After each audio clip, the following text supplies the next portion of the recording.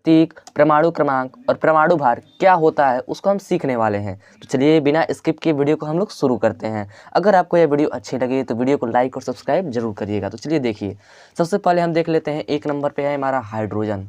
Hydrogen का symbol H होता है, H यानी ये कैपिटल में है H।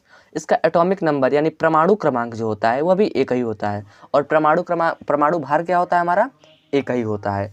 उसके बाद है हमारा हीलियम, He से हीलियम होता है, इसका प्रतीक है। 2 इसका परमाणु क्रमांक होता है और परमाणु भार इसका 4 होता है।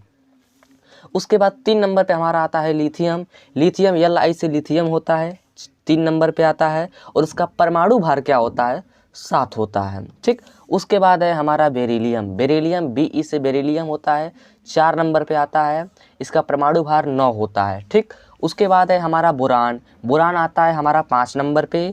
बोरान को B से प्रदर्शित करते हैं, यानी इसका चिन्ह B होता है, और इसका परमाणु क्रमांक 5 होता है, और इसका परमाणु भार 11 होता है। अगर आप कमेंट करेंगे तो मैं अगले वीडियो परमाणु भार पर ही बनाऊंगा कि परमाणु भार कैसे निकालते हैं, किसी भी तत्व का परमाणु भार कैसे निकाला जाता है। ठीक ना। उसके बाद है हमारा कार्बन। कार्बन सबसे मेन तत्व है। कार्बन C से आता है, C से 6 नंबर पे आता है, 6 नंबर पे, और इसका परमाणु भार 12 होता है। उसके बाद है हमारा नाइट्रोजन। नाइट्रोजन को N से प्रदर्शित करते हैं, इसका प्रतीक जो चिन्ह होता है N होता है, और परमाणु क्रमांक 7 होता है, और परमाणु भार 14 होता है। उसके बाद है हमारा ऑक्सीजन।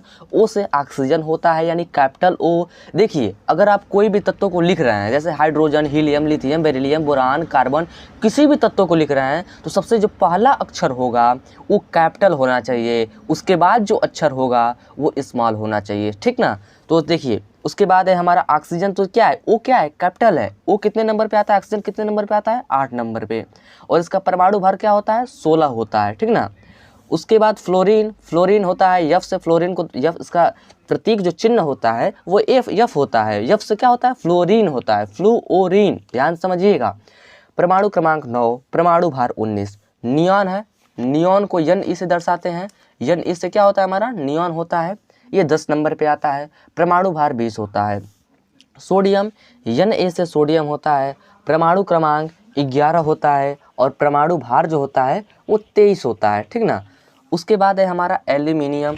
एल्यूमिनियम को हम Al से दर्शाते हैं, इसका परमाणु क्रमांक 13 होता है, और इसका परमाणु भार 27 होता है। उसके बाद है हमारा फास्फोरस। P से होता है फास्फोरस। ठीक ना, P से फास्फोरस, और इसका परमाणु क्रमांक जो होता है वह 15 होता है। उसके बाद ये परमाणु क्रमांक 15 होता है, और परमाणु भार 31 होता है। उसके बाद आता है सल्फर है। सल्फर को यश से दर्शाया जाता है, इसका परमाणु क्रमांक जो होता है वह 16 होता है, इसका परमाणु भार जो होता है वह 32 होता है। उसके बाद है हमारा क्लोरीन। क्लोरीन को Cl से दर्शाया जाता है, इसका परमाणु क्रमांक 17, और परमाणु भार 35.5 यानी 35.5 इसको बोल सकते हैं। उसके बाद है आर्गन। Ar से आर्गन होता है, परमाणु क्रमांक 18, और परमाणु भार 40। ठीक उसी प्रकार K से पोटेशियम, Ca से कैल्शियम, Sc से स्कैंडियम, Ti से टाइटेनियम, V से वैनेडियम।